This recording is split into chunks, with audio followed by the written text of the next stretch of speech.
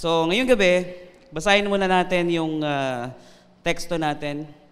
Kinuha natin sa Deuteronomy or Deuteronomio, chapter 28, verse 1 to 2. Sabi niya, if you faithfully obey the voice of the Lord your God, being careful to do all His commandments that I command you today, the Lord your God will set you high above all the nations of the earth. And all these blessings shall come upon you and overtake you if you obey the voice of the Lord your God. Hallelujah. Praise be to God. Alam niyo ba tong verse na to? Sino dito ang familiar sa verse na binasa natin ngayong gabi? About obedience. Aba, meron palang kailangan gawin para makuha natin yung all these blessings. Di ba? Kanina, konting blessing pa lang, tuwan-tuwa na tayo eh. Tama ba?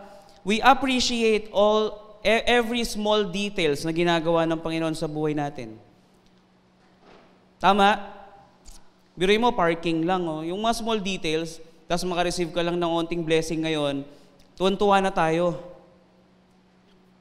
And mamaya, malalaman nyo kung bakit yung ibang Kristiyano, onting blessings lang yung natatanggap. At yung ibang Kristiyano, sobra-sobra na ang blessing yung natatanggap.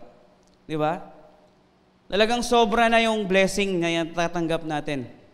So, ang title ng pag-uusapan natin ngayong gabi is Faithful Obedience to God and to the Leaders Appointed by God. Gusto niyo ba yun?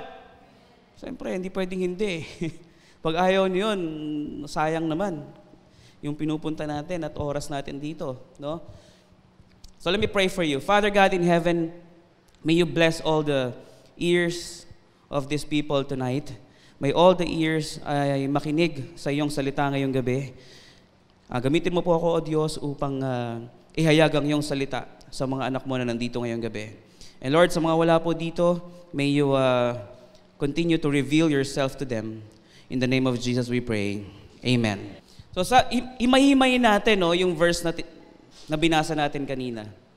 Pwede ba pakilagay nga ulit? Yan. Pwede nyo bang basahin sabay-sabay? Para at least malaman natin kung talagang naiintindihan natin, no? If you, okay, 1, 2, 3, and if you faithfully obey the voice of the Lord your God, being careful to do all this, the Lord your God will set you high above all the nations. All His blessings shall come upon you, and overtake you if you obey the voice of the Lord your God. Hallelujah. Talaga. Praise be to God. Kanina, yung mga nagte-testify, yung mga nag-testimony, no? Yung si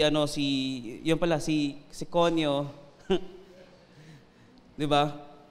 Nung nalaman niya lahat patungkol sa Panginoon and he start getting serious about the studies, no? So ngayon meron na siyang honors.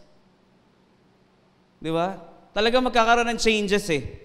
Sino dito yung mga nabago yung mga kaisipan nung nakakilala talaga ng gusto sa Panginoon? Di ba? Sabi nga ni Pastor Pao kung nung high school pa lang ako or kung nag-aaral pa lang ako, nakilala ko na ang Panginoon, malamang magna cum laude din siya, no? Kayang-kaya ni Pastor Pao yun. Ilang beses na accelerate yan. Kasi tangkad niya eh. Ilang beses na accelerate yan, mga 2 times, no? Accelerated yan si Pastor Pao. Ako, decelerated. So, talagang, huwag niyong isipin that it is not the right time or medyo wrong timing yung pagkakilala natin sa Panginoon. Kasi talagang may right time and season of harvest. No? Ngayon, nakilala mo na ang Panginoon, tapos medyo parang nagdadalawang isip ka pa at gusto mo pang enjoyin yung buhay mo sa mundo, mag-isip-isip ka. No? At hindi porket nagsisimba tayo, okay na. Hindi porket uma-attend tayo ng service, doon na natin napapatunayan yung pagiging Kristiyano natin. Amen? Alam nyo, mas matindi pa nga yung pag-attend ng mga religious person eh. Alam nyo yung mga deboto, di ba? Yung mga debotong Kristiyano, tama na, mga Kristiyano naman talaga sila. Pagkamahal na araw, sobrang active niyan. Di ba, no? Holy Week pala, sobrang active. Ngayon pa lang, may narinig na akong iba-ibang klase ng riff ng boses. Di ba? Sino sa inyo ang mga nakakarinig na ng mga riff ng mga boses ng mga oldies? Yan, no? Di ba? Sobrang active. Bakit? Kasi they believe that it is the right thing to do. Amen? Because they thought that they are obeying the Lord if they do those things. Bakit? Kasi that is traditional. That is culture. Hallelujah. Ready na ba tayo? Well, before we proceed doon sa ating pointer number 1, sino ba yung mga mini mo? Yung nakabanggit na some of the Christians, or actually, majority of the Christians, nagpalit lang ng religion. Di ba? Lumipat lang ng church. But still, yung works nila, ganun pa rin. Di ba? A-attend ng church para magbawas ng kasalanan. Pag may blessing, a-attend ng church. Pag may bagong damit, a-attend ng church. Magpapasalamat sa Panginoon dahil kasi may bago siyang damit. Di ba, no? So, nawalan ng sense yung pagtanggap natin sa Panginoon. Nasayang lang yung mga oras na ginugol natin noon hanggang ngayon kung ganun pa rin ang thinking natin. Amen? Hallelujah. Sabi ni Pastor Nicky kanina, let's do an extra mile. Alam mo sa trabaho, di ba yun yung term? Do an extra mile. Sa trabaho namin dati, nung ako ay nasa sales, ang laging sinasabi ng manager namin sa amin, make an extra mile. Kasi ikaw gumagawa ng kita mo eh. Sa sales, ikaw gagawa ng kita mo. Tama? Pagka hindi ka gumawa ng extra mile, yung kita mo hanggang dito lang sa bracket na to. Di ba? Yung ginagawa nila PK and Daniel, they're doing an extra mile every day. Unending grind nga eh. Di ba? Oh. Hindi na extra mile yun eh. Super miles na yun eh. Every day talaga walang tigil. They're focused sa kung anong ginagawa nila. Di ba? Sa spiritual life, mga kapatid, if we do an extra mile, kailangan talaga tayo sa salita ng Panginoon. That is doing an extra mile. Di ba? Gusto mo ang dami kong nakikitang, ay, nako, hallelujah. Kaya nga pag nagpe-pray kami sa intercession, yung mga prayer request, it is not for God to do. It is for you to do it. Ang daming prayer request na wala naman sa Diyos yung gawa para doon. Yung sinasabi, gusto ko magkaroon ng heart to share the gospel. It is not God's work. It is you. It is for you to do it. That's your extra mile. Hindi pwedeng God ang magdidesisyon para mag-share ka ng gospel. It is your extra mile. Diba? Gusto mong magkaroon ng pusong palaibigin, edi do an extra mile. Makinig ka ng salita ng Diyos. Sumama ka sa mga taong palaibigin. Galit niyo ako eh. Tama, mali. Diba? Ang problema, gusto natin makuha yung traits na ganito, gusto natin makuha yung attitude na ganito, pero we're not doing an extra mile for ourselves.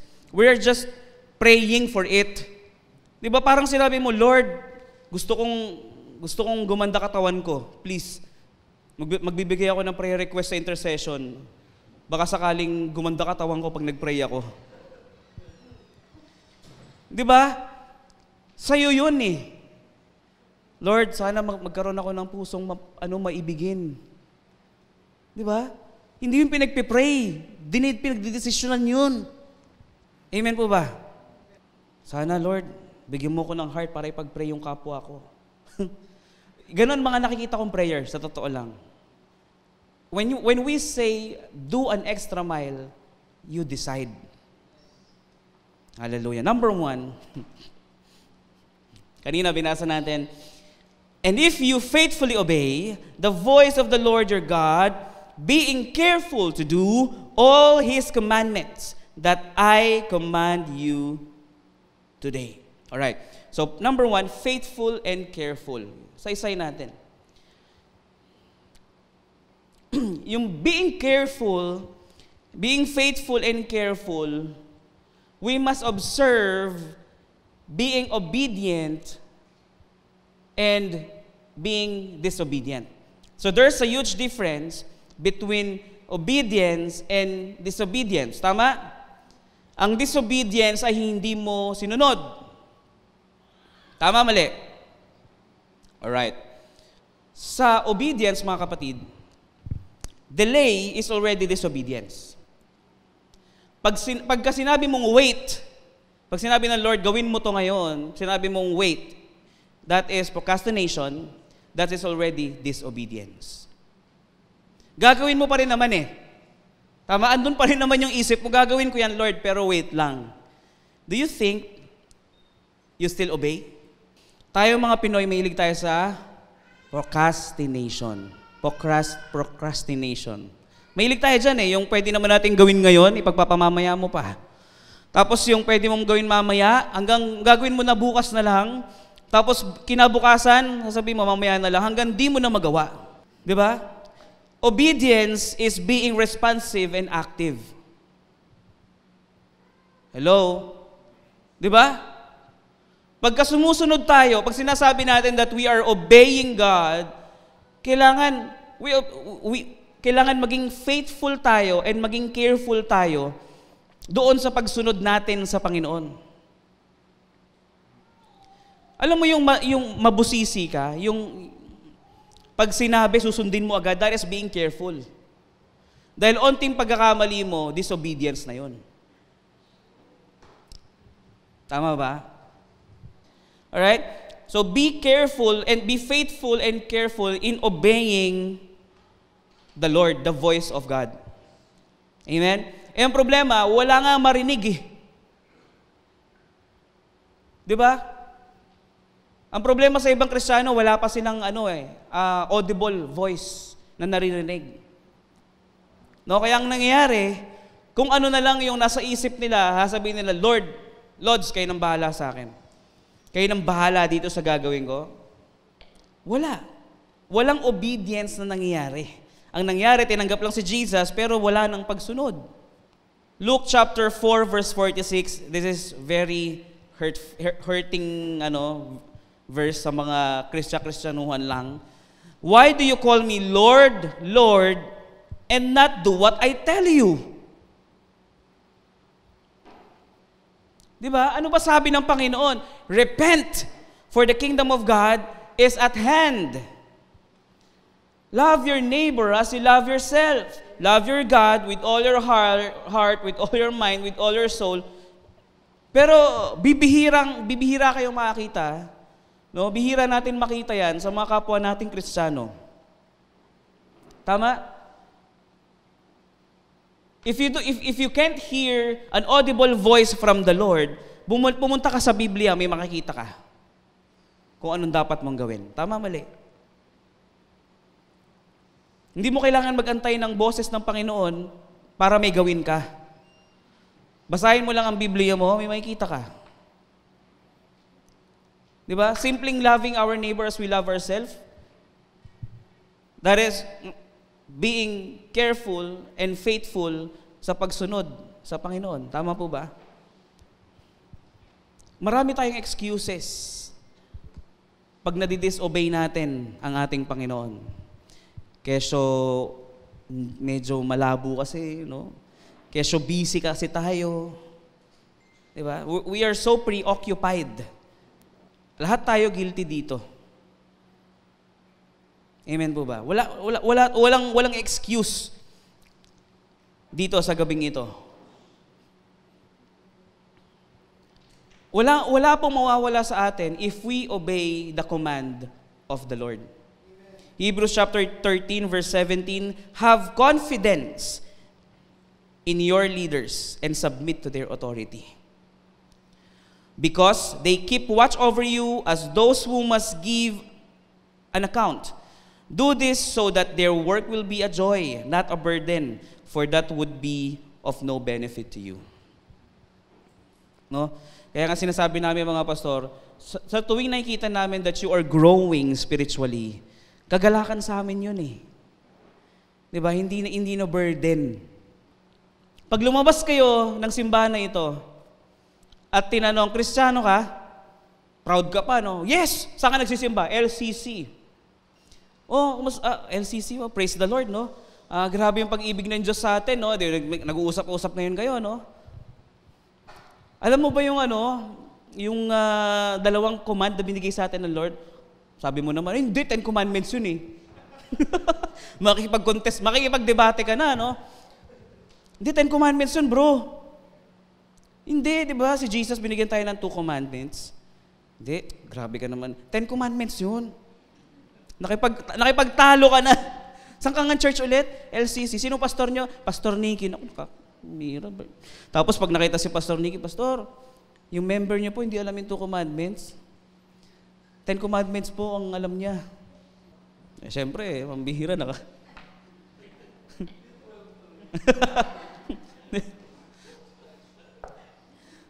Di ba, no? Parang hirap, di ba? At hindi lang po si Pastor Nicky ang mapapahiya. Hindi lang po ako ang mapapahiya, hindi lang po si Pastor pa ang mapapahiya. At lalong hindi din mga leaders ninyo, si Lord mismo mapapahiya. Di ba? Makakahiya. Di ba, no? Pambira. Kaya nga, let us faithful and careful, let us be careful and be faithful obeying the Lord. Nai-imagine ko na naman yung yung mga senaryo pag yung mga nakikisalamuha kayo. Kaya siguro hindi na kayo nagpapa-identify as a Christian. Hindi mo na lang sasabihin Christian ka. Kaya pala ang hirap mag-shine ng ilaw ng mga Kristiyano dahil kinakabahan na matanong sila ng verse. Itinatago na lang yung kanilang identity sa ilalim ng kanilang mga damit. Hello? Ang sakit, no? But that's the reality. Marami pong Kristiyanong ganyan nowadays, lalo ngayon. Lalo ngayon. Nakakalungkot. Kasi bibihira ang mga Kristiyano ang nag-o-observe at nakikinig. Yung faithful talaga at yung maingat na sinusunod ang boses ng Panginoon. Madalas sarili. No? Minsan guilty talaga. Minsan guilty rin ako dyan eh. Yung sarili ko ang nasusunod. Kasi natatabunan tayo ng kagustuhan natin eh. Pagka ganon ang attitude mo, pagka ganon ang attitude natin, ibig sabihin, anak pa rin tayo. Di ba? Sino dito mga tatay? Oh. Anong attitude ng anak? Pag may gusto, minsan di nga malambing, iiyak na lang yun eh. Di ba? Pagka hindi nakuha yung gusto talaga, madalas magre-rebelde pa yan. Di ba po? Ang dami nating hinihingi sa Panginoon, hindi ba natin tinatanong ang sarili natin? Ang dami din nating tanong sa Lord, Lord, bakit ganito? Lord, bakit ganon? Hindi ba natin tinanong ang sarili natin, nasusunod ko ba ang Panginoon? Bao. Amen? Guilty tayo dyan. Madalas natin tinatanong, Lord, bakit nagkukulang kami? Lord, bakit naman ganon? Ang tanong, sinusunod mo ba ang boses ng Panginoon? Eh yung simpleng extra mile nga lang, biruin mo, tingnan mo, ang daming bakante sa upuan. Sunday goer na lang. Wala nang extra mile. Extra mile. No? Wala na. Second, tignan nyo, for even when we were with you. 2 Thessalonians chapter 3 verse 10. Tignan natin mabuti ito. This we commanded you. If any will not work, neither let him eat. Huwag sang pakainin. Pag ang tao tamad at hindi nagtatrabaho, huwag pakainin. Alam niyo na. Pagka nagkukulang tayo, huwag niyong tanongin ng Panginoon, tanongin niyo sarili niyo, nasunod ko ba ang Diyos? Sa loob ng kaharian, hindi pwedeng tatamad-tamad ka. You need to do your part as a colony of the kingdom. Merong pinapagawa sa atin ng hari sa loob ng kaharian. Pansinin mo, sa loob ng kingdom, wala kang makikitang nakahilata lang doon unless you are unable. You are disabled. Diba? Makikita mo sa loob ng kingdom, ang hindi lang kumikilos, yung mga lumpo na, yung mga mahihina na talaga. Diba? Pero pagka may strength ka pa, meron kang kailangan gawin sa loob ng kaharian. Diba? So kung hindi mo gagawin yon, bakit ka naman papakainin ng hari? Hindi ako nagsabi niyan. It is the Bible. Ano sabi? For even when we were with you, nung una pa lang, this we commanded you. If you will not work, or if any will not work, neither let him eat. Huwag pakainin ang tamad. Pasalamat nga tayo, kumakain pa tayo 3 times a day. But we tend to question God. Bakit, Lord, ganun? Diba? Madalas nating questionin ng Panginoon pag hindi natin nakukuha gusto natin . Pagka ganun ang attitude, again, ano ka? Son.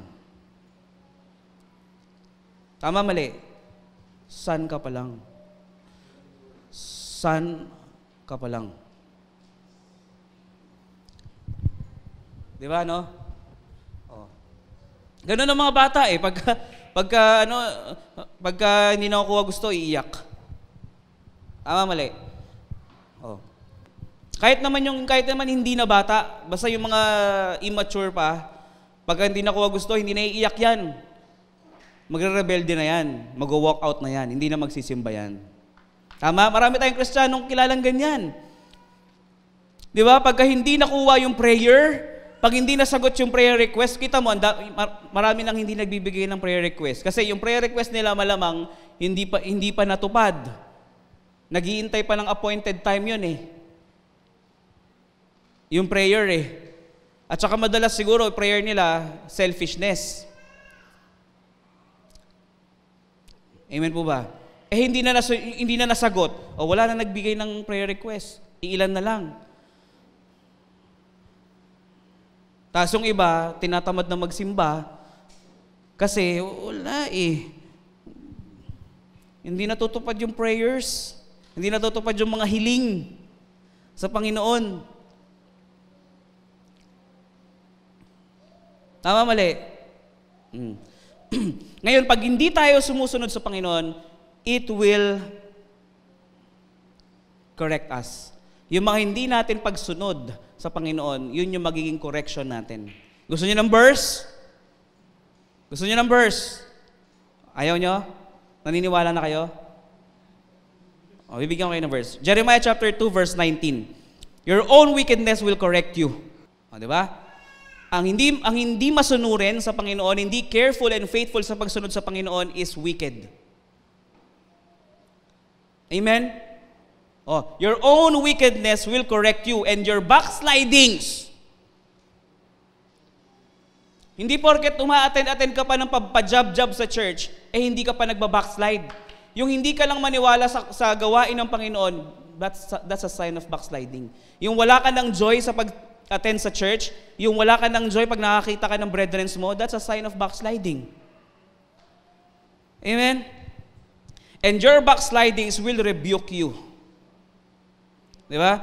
Know therefore and see that it is an evil and bitter thing bitter thing that you have forsaken the Lord your God. Kanina pastor, disobedience lang. Di ba? Pag hindi mo sinunod ang Diyos, you are forsaking Him. Tama?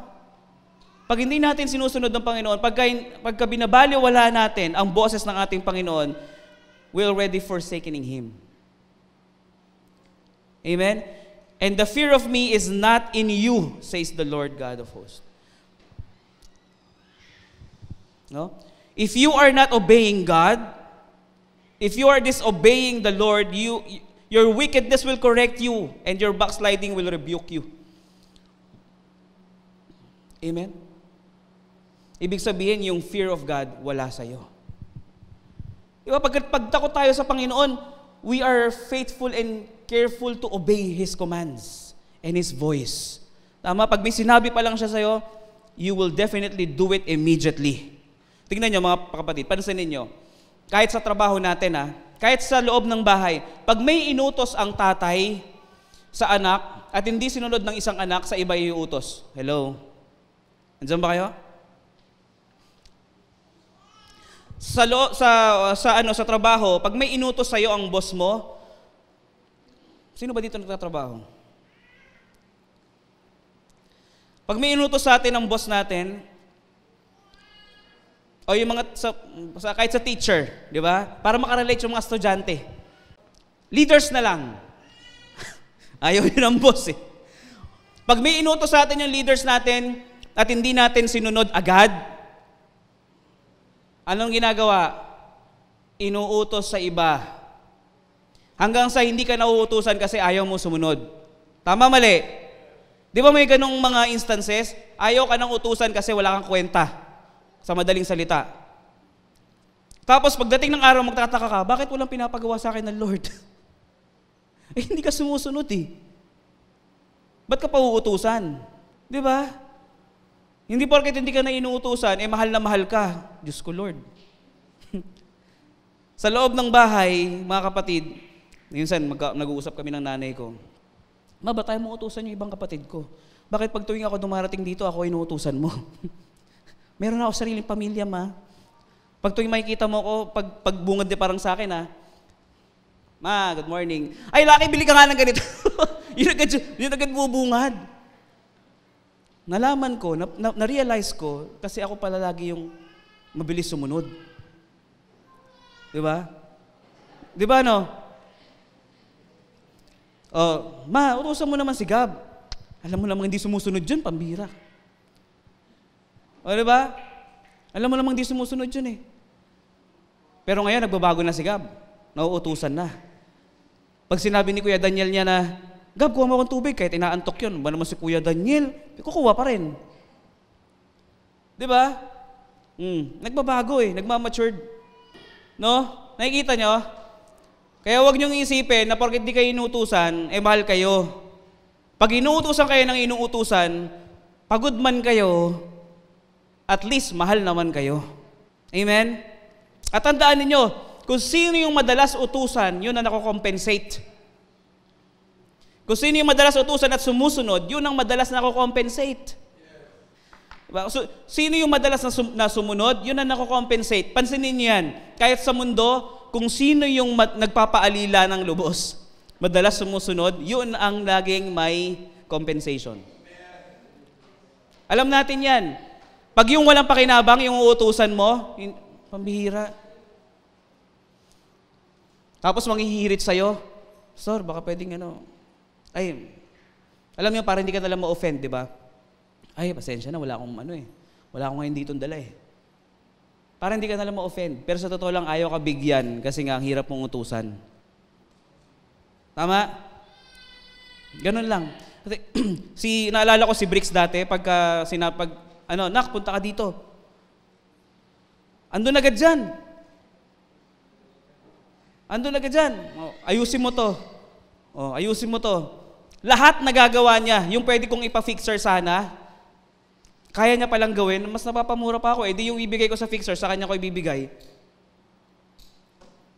Di ba? Kasi sumusunod eh. Ganon ang Panginoon. How much more yung Panginoon natin, di ba? Pero mo, buhay niya nga na ibigay niya, how much more yung mga bagay lang na nandito sa mundo? Napakaliit lang yan, mga kapatid. Ang kailangan lang, sumunod. Amen? Hello? Oh. Blessed are all who fear the Lord, who walk in obedience to Him. Psalms chapter 128, verse 1 to 2. You will eat the fruit of your labor. Blessings and prosperity will be yours. Di ba gusto natin ng blessings and prosperity? Sino gusto ng blessings and prosperity? Oh. Ang dami natin nagsasabi, gusto natin ng financial breakthrough. Tama ba? It will be yours if we walk in obedience. Oh, alam niyo na secret. That is the key. No? Lagi nating iisipin, sa loob ng kaharian, tingnan mo, obserbahan mo, kaya nga, pag-aralan niyo mabuti ang kingdom. Obserbahan niyo kung paano sistema sa loob ng kingdom. And by then, makikita niyo na kailangan pala talagang ng submissive spirit. No? Hindi pwede yung ma-pride ka. Nasasabihin mo, okay lang yan, kaya diskarte lang yan, kaysa diploma. Pansinin niyo ang mga madalas sumasagot ng diskarte, yung mga walang diploma. Pero yung mga talagang nakapag-aral, sabihin nila, diploma muna, bago diskarte. Hati naman yan eh. Pero ang mahalaga, may diploma ka man o may diskarte ka man, ano yung sinabi ko? Ay, wala pala si Kian. Diploma, diskarte, pagsunod sa Panginoon. Ano mas mahalaga? Dinagdagan ko na. Ano mas importante? Ano mas mahalaga? Diploma, diskarte, o pagsunod sa Panginoon? Amen. Di ba? May diskarte ka nga, pero hindi ka naman sumusunod sa Panginoon. Maaaring makuha mo yung kayamanan ng mundo, but His peace will not be upon you. Di ba? Ang masarap kaya nung sumusunod ka sa Panginoon, may kapayapaan ka na, pinagpapala ka pa. Hallelujah. And number 2, sabi niya, today. Ano sabi? Tingnan nyo if you faithfully obey the voice of the Lord your God, being careful to do all these commandments that I commanded you today. Nakita nyo? Sinabi niya, today. Wala siyang sinabi that I commanded you before. Nung sinabi niyang today, ibig sabihin, araw-araw, we must follow God. Every single day of our lives, we must obey the Lord. Hindi porket tinanggap mo siya nung una, yun na yun. Sabi nung magnanakaw, Panginoon, isama mo po ako. Huwag mo po akong kalilimutan pag ikaw ay naghahari na. Sabi nung magnanakaw, tama, di ba? Tama, mali. Ano sabi ni Jesus? Ngayon din, isasama kita sa paraiso. Amen? Ano bang status nung magnanakaw? Mamamatay na yun eh. Tama? Tayo, malakas pa tayo hanggang ngayon. Mabuti sana kung nung pagkatanggap mo kay Jesus, mamamatay ka na bukas o mamamatay ka na ngayon. Hindi eh. Malakas pa tayo ngayon. So, ang kailangan natin gawin is to obey the Lord every day. Walang bilang yung mga pag-attend natin dito if we won't obey God. Yung tinuro ko na nakaraan, kung natatandaan nyo pa, the calculation, ang may bilang lang sa Panginoon ay yung sundin kung ano yung kalooban niya. Huwag mong bilangin kung ilang years ka na sa church. Calculate ka ng calculate. Mga nakaka-10 years na ako sa church. Tapos nakakadami na ako ng tugtog. Nakakadami na ako ng kanta. Binibilang mo eh. Hindi mo naman kailangan bilangin yun. Ang kailangan mong bilangin, o kailangan mong gawin, ay sundin ang kalooban ng Diyos sa buhay mo. Every single day. John chapter 14 verse 15, if you love me, you will keep my commandments. Amen? Because obedience is a lifestyle. It must be our lifestyle. It must be our culture. Amen? Di ba? It must be our culture, yung pagsunod sa Panginoon, yung tipong pag nakita tag-LCC ka, ay grabe, obedient to. Kasi culture natin eh. Hindi dapat maging culture natin yung chismisan. Hindi dapat maging culture yung kampi-kampi. So wag natin sanang pigilan yung paglago ng simbahan na 2 years pa lang, marami pang pwedeng mangyari sa church. Pwede pa nating ituwid ang kultura ng simbahan na ito, ng prinsipyo ng kaharian ng Panginoon. Amen? Bata pa eh. Di ba? Sabi nga eh, new wineskin. Wag mong isasalin yung bagong alak doon sa lumang sisidlan. Puputok yan. Di ba? So kung God will pour a new wine in this place, dapat tayo new wineskin. Amen? Amen? Dapat mga bagong sisidlan tayo. Huwag tayo yung mga luma na puro mga traditional Christians. Amen po ba?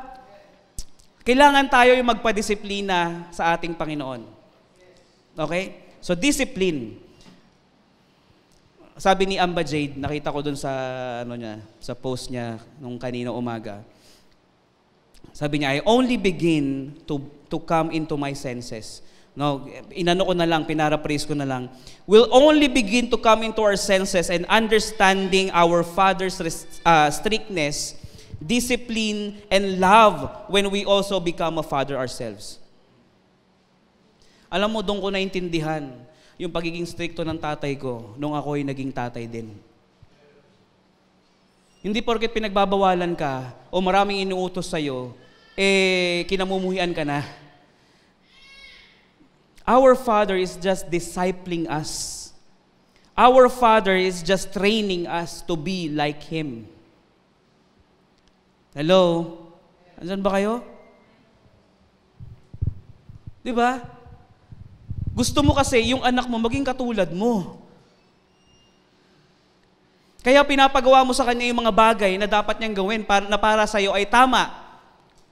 Amen? Ngayon, magtiwala tayo sa ating Panginoon. Magtiwala din tayo sa ating mga leaders dito sa simbahan. Kasi, kung hindi pa kayo nakakarinig ng boses ng Panginoon, doon sa mga leaders ng simbahan, sa kanila padadaanin yung mga dapat nyong gawin. Gaya ngayon. Naintindihan po natin? So, yung mga strictness na ginagawa ng Panginoon sa atin, ng ating Ama, ginagawa lang yun para ma-disciple tayo. Sabi ni Pastor Pao, di ba? You cannot disciple others if you don't disciple yourself first. So, discipleship starts with yourself. Magpadisipulo tayo sa ating Panginoon para makapagdisipulo din tayo ng iba. Amen ba? Hallelujah. Kaya pala, kailangan maging father din tayo. No? Hindi pwedeng lagi tayong bata na laging puro asa-asa na lang. Yeah? We need to be a father that is dependent to God. Kailangan madisipulo tayo. And last, number 3, all these blessings. Di ba? Sabi?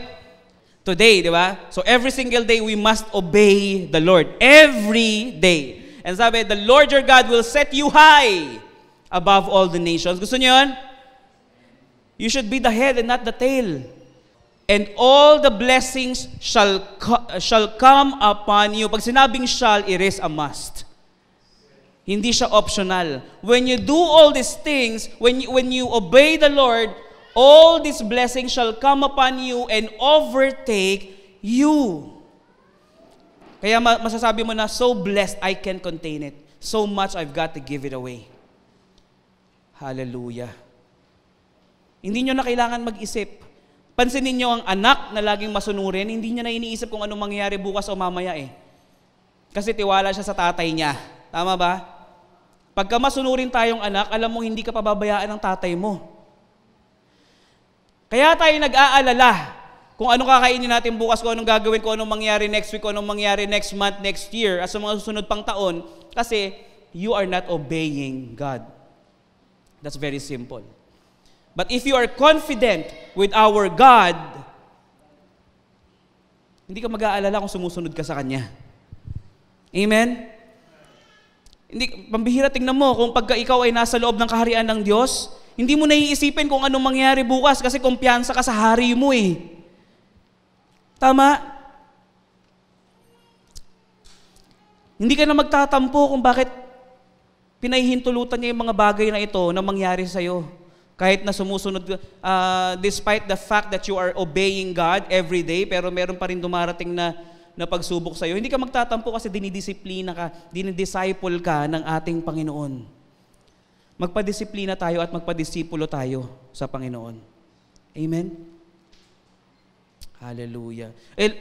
Pastor, hindi ko malaman kung paano ko didisipulo eh. Makinig ka sa mga leaders mo. Makinig ka sa mga pastor natin. Makinig tayo sa mga sinasabi nila. Makinig kayo sa mga sinasabi namin. Amen? Pag pinagbabawalan namin kayo to do such thing, ibig sabihin, hindi ka pa ready, hindi tama para sa'yo. Amen? Kasi nakikita naman namin yan, pinapakita din ng Lord sa amin yun eh. Huwag kayong mag-alala, have confidence, di ba? Sabi dun sa Hebrews chapter 13 verse 17, hindi ako nagsabi niyan. Have confidence in your leaders and submit to their authority. Amen po ba? Hallelujah. And all these blessings shall come upon you. Tingnan nyo basahin ko sa inyo yung verse. Leviticus chapter 26 verse 3 to 4 and we will close. Sino dito gusto maging channel of blessings? Hallelujah. If you walk in my statutes and keep my commandments and obediently do them. No? Ano sabi? If you walk in my statutes and keep my commandments and obediently do them, then I will give you rain in its season, and the land will yield her produce, and the trees of the field will bear their fruit. Hallelujah. Hindi mo mararamdaman ang kahirapan if you walk in the statutes of God.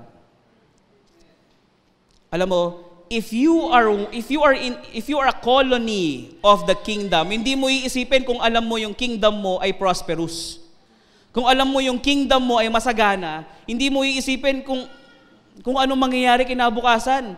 You will trust the king. You will trust your leaders. You will be confident enough kasi alam mo, the rain will pour in its season. Di ba? Yung pagkakailangan mo na, darating. Huwag mong madaliin kasi pagkailangan mo na, it will rain in its season. Hallelujah. Mahirap yung artificial rain.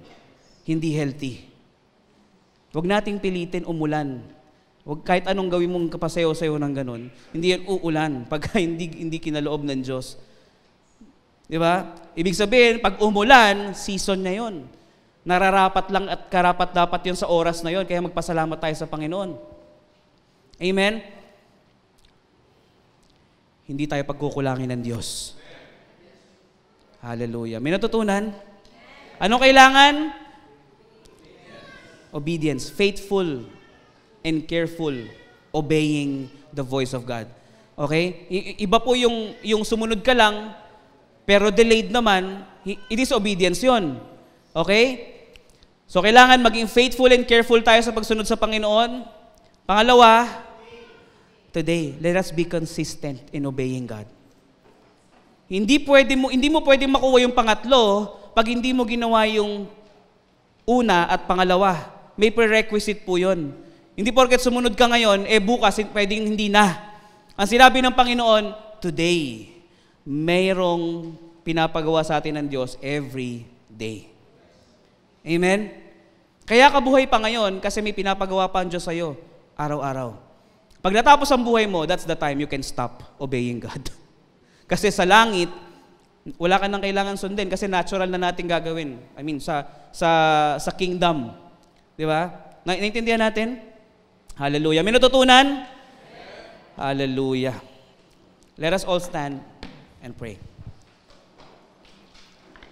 Father God in heaven, I declare that all the blessings shall come upon this church because tonight, we will start our lives, a new life, obeying your statutes, obeying your will, obeying your voice every single day of our lives. Hallelujah. I declare blessings to this place in the name of Jesus. Amen.